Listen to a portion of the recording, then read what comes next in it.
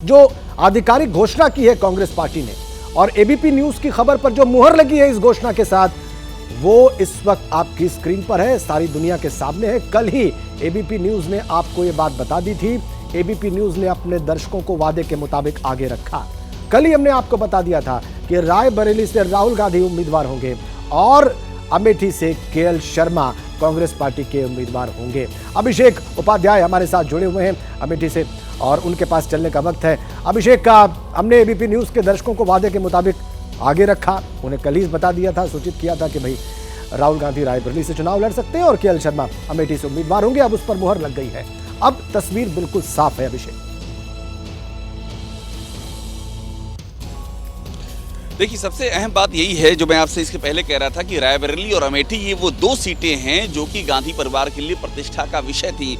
अब जब ये तय हो गया है कि राहुल गांधी रायबरेली से ही लड़ेंगे, किशोरीलाल शर्मा अमेठी से ही लड़ेंगे, तो अब यहाँ के आगे की राजनीति पे ध्यान देना होगा कि राजनीति यहाँ से आगे कहाँ जा रही है। चूंकि स्मृति ईरानी इस समय जब मैं आपसे बात कर रहा हूँ, इस समय भी वो अमेठी में है और लगातार वो गांधी परिवार को चेतावनी दे रही है कि गांधी परिवार से कोई आए तो यहाँ लड़ने के लिए। और अब फाइनली सोनिया गांधी की प्रतिनिधि किशोरीलाल शर्मा का यहाँ पर आना तय हुआ है। राहुल गांधी यहाँ की बजाय रायबरेली से जाकर के लड़ने का ऐलान हो गया है। तो अब ये जो राजनीति जो चेंज हो रही है ये बहुत ही महत्वपूर्ण है, क्योंकि वो कांग्रेस अध्यक्ष की सीट है। आप बात समझिए, रायबरेली की सीट कांग्रेस अध्यक्ष की सीट है। कांग्रेस अध्यक्ष की सीट से कांग्रेस अध्यक्ष जो अभी तक रही, सोनिया गांधी की बात कर रहा हूं मैं, अभी तो खड़गे साहब अध्यक्ष हैं, लेकिन वो उनकी परंपरागत सीट है। वहां से राहुल गांधी के लड़ने के बहुत सारे संकेत कांग्रेस के भीतर हैं। पोस्ट 2024 जो कांग्रेस ये चुनाव होगा उसके बाद राहुल गांधी रायबरेली की वो सीट संकेत दे रही है कि राहुल गांधी का कांग्रेस के अंदर क्या नया पोजीशनिंग क्या होने जा रही है, ये इस बात का संकेत है। और दूसरी अहम बात यह कि रायबरेली और अमेठी की जो लड़ाई है, इस लड़ाई में बीजेपी के हाथ में एक बड़ा अस्त्र आ गया, जो कि वीरेश सभी कह रहे थे, वो एक हकीकत है। बीजेपी लगातार इस बात को उठाने जा रही है कि अपना जो स्ट्रांग होल्ड है उसको छोड़ के राहुल गांधी चले गए, सोनिया गांधी राज्यसभा में चली गई, प्रियंका गांधी आई नहीं, तो अब ये एक बड़ा इशू बनता हुआ यहाँ पर दिखाई दे रहा है। बिल्कुल अभिषेक, स्वाभाविक तौर पर बीजेपी आक्रामक होगी और वो भी हमने देखा। राहुल गांधी ने अमेठी सीट छोड़ दी और रायबरेली का चुनाव किया। अब इसके फ्यूचर प्रोस्पेक्ट्स क्या हैं उस पर अभी आपने रोशनी डाली, लेकिन ये प्रश्न है और ये प्रश्न बीजेपी वोटर्स के बीच में लेकर जाएगी। ये प्रश्न लेकर स्मृति ईरानी अमेठी में प्रचार करेंगी, कांग्रेस पार्टी पर प्रहार करेंगी और इस प्रश्न का उत्तर देना निश्चित रूप से कांग्रेस पार्टी के लिए कठिन हो सकता है। अभिषेक, बहरहाल अभी जब ये तस्वीर साफ हो गई है तो अमेठी में आप कोई हलचल देख रहे हैं?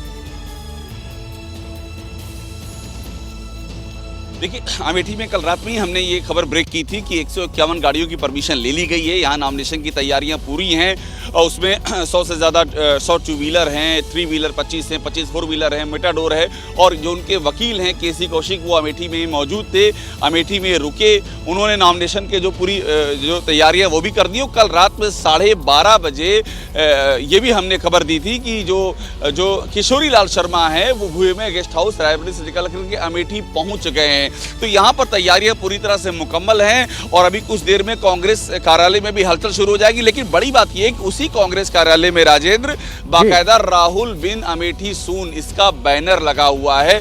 उस बैनर का क्या होगा ये देखना होगा। वहां के कार्यकर्ता जो लगातार राहुल की मांग कर रहे थे, उनकी क्या प्रतिक्रिया होगी ये देखना होगा। और अमेठी को लेकर राहुल गांधी का जो एक परसेप्शन था, उस परसेप्शन का इस नए डेवलपमेंट में क्या होगा, इस पर भी एक निगाह बनी रहेगी। बिल्कुल आपने ठीक कहा कि कांग्रेस के जो कार्यकर्ता राहुल गांधी को वहां से उम्मीदवार बनाए जाने की मांग कर रहे थे या चाहते थे कि राहुल वहां से उम्मीदवार बने, निश्चित रूप से उनके लिए निराशा की बात हो सकती है। एक और बड़ी अपडेट अपने दर्शकों को दे दें, राहुल के नामांकन में सोनिया गांधी भी मौजूद रहेंगी।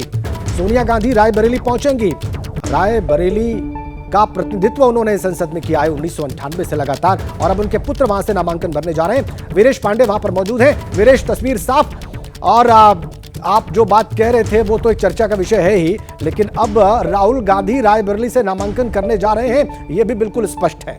सोनिया गांधी भी वहां पर मौजूद रहेंगी, प्रियंका भी रहेंगी और कांग्रेस के समर्थक तो खैर वहां पर रहेंगे ही। तो अब वहां पर क्या सुबह इस वक्त आपको माहौल दिख रहा है, वातावरण दिख रहा है स्पष्ट होने के बाद? देखिए, देखिए, ये पहला ऐसा चुनाव होगा जिसके नामांकन में इतना कम उत्साह देखने को मिलता है, क्योंकि इससे पहले कोई कंफ्यूजन नहीं था, बल्कि पूरे देश की मीडिया यहाँ मौजूद हुआ करती थी। इस बार आनन फानन में तैयारी की जा रही है, अभी तो जाकर उम्मीदवारी की घोषणा हुई है। ऐसे में जो कार्यकर्ता हैं, जो उनके समर्थक हैं, वो भी कंफ्यूज थे कि आखिर होगा क्या, क्योंकि इतने सूत्रों से खबरें चल रही थी टेलीविजन पर, अखबारों में, और खुद गांधी परिवार के लोग, खुद कांग्रेस पार्टी के जो प्रदेश अध्यक्ष, पदाधिकारी, जिला अध्यक्ष, वही साफ नहीं थे। इसलिए मतदाता भी साफ नहीं थे, समर्थक भी साफ नहीं थे, कट्टर कार्यकर्ता भी साफ नहीं थे। अभी जाकर 5 मिनट पहले तस्वीरें क्लियर हुई हैं। आनन फानन में सोनिया, राहुल, प्रियंका कोई भी आ जाए, लेकिन समर्थक, मतदाता और जो उनके जोश हैं उनका क्या होगा, उनका जो कमिटमेंट है उनका क्या होगा। ये कोई या हवाई जहाज लगा के वो तो कार्यकर्ता आ नहीं सकते इतने ज्यादा नामांकन में। तो जो रामपुर खास की बात कर रहे थे अभी प्रमोद तिवारी, वो लोग हैं, जो आसपास के लोग हैं, वो लोग यहाँ मौजूद रहेंगे।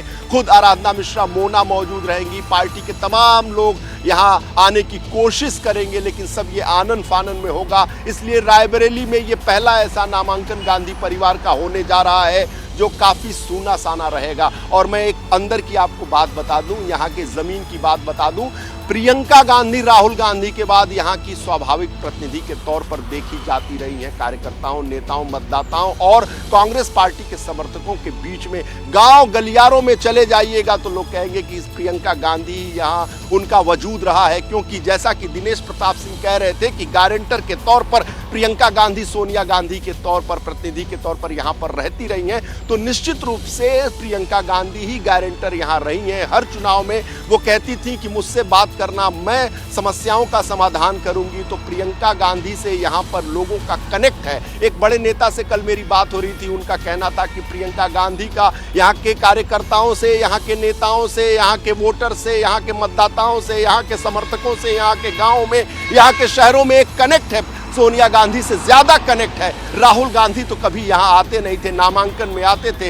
राहुल गांधी अमेठी की राजनीति करते थे और प्रियंका गांधी रायबरेली की राजनीति करती थी। तो इसका इम्पैक्ट भी चुनाव में देखने को मिलेगा, इसका इम्पैक्ट भी कार्यकर्ताओं के उत्साह में देखने को मिलेगा, इसका असर आपको यहाँ के मतदाताओं के मतदान में देखने को मिलेगा। और ये भी कांग्रेस के लिए एक बड़ी चुनौती होगी। प्रियंका की जगह पर राहुल गांधी को उतार कर कांग्रेस पार्टी ने एक बड़ी चुनौती का अपने लिए सामना करने के लिए उसे कोशिश करनी पड़ेगी, उसको तैयार रहना पड़ेगा। क्योंकि दिनेश प्रताप सिंह भी इस बात को मुझसे ऑफ द रिकॉर्ड कह रहे थे कि आखिर जो आएंगे तो हम देख लेंगे, हमारी भी तैयारी है। तैयारी इस लिहाज से है कि पार्टी ये जानती थी कि अगर इस परिवार से कोई आएगा तो उसे कौन कौन से कील कांटे ठीक करने हैं, तो वो कील कांटे भारतीय जनता पार्टी है।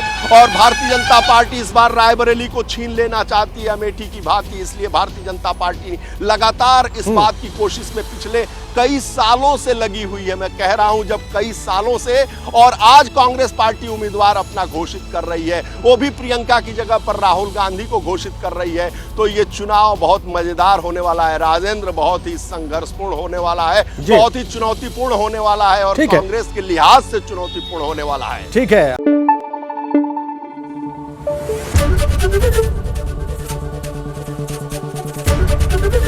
एबीपी न्यूज आपको रखे आगे।